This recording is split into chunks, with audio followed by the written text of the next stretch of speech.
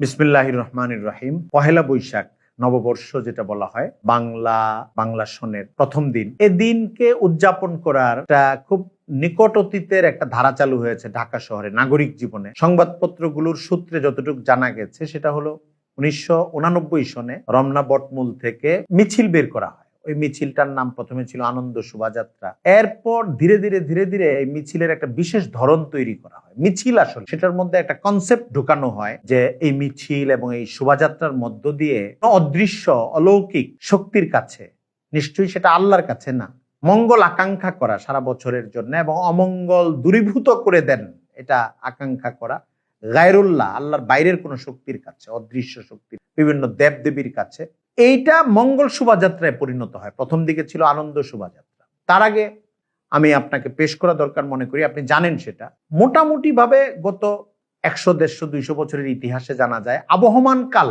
শব্দটা যখন তখন বলা এই শোভাযাত্রার ক্ষেত্রে তো নাই, কিন্তু পহেলা বৈশাখ কেন্দ্রিক কিছু সংস্কৃতি বাংলাদেশে যে চালু ছিল গ্রামে গঞ্জে, শহরে কিছুই ছিল না সেটা ছিল ওই দিন কিছু মেলার মতো বসতো গ্রামে।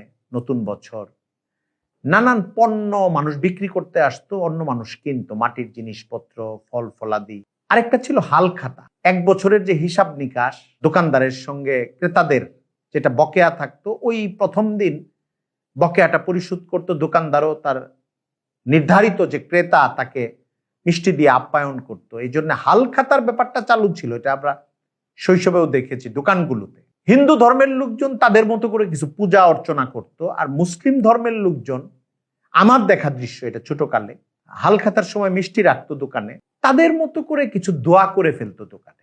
এটাই ছিল মফস্বল বা গ্রামগঞ্জের বছর শুরুর দিনটায় অর্থনৈতিক বা দোকান কেন্দ্রিক বা জীবনযাপন কেন্দ্রিক একটা সংস্কৃতি, যার যার ধর্ম অনুযায়ী।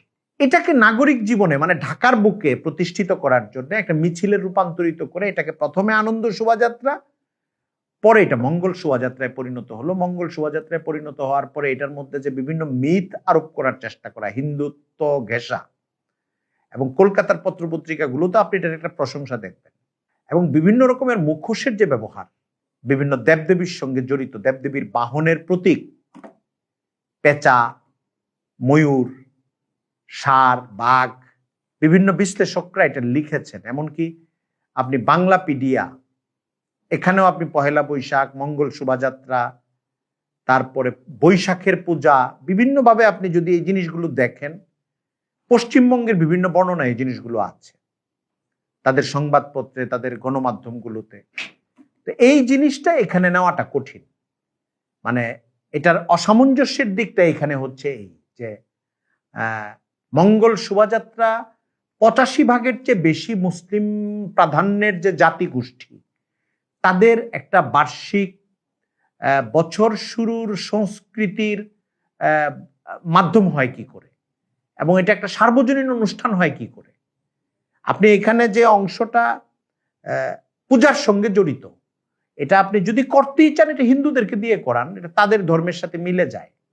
সার্বজনীন অনুষ্ঠান বানাইতে হবে এবং সেটা মুসলিমদেরকে দিয়ে পালন করাতে হবে এবং অনুষ্ঠানকে সার্বজনীন বলতে হবে, আর তার মধ্যে পূজা থাকবে, এটা একটু কঠিন জিনিস, এটা আপত্তিকর জিনিস।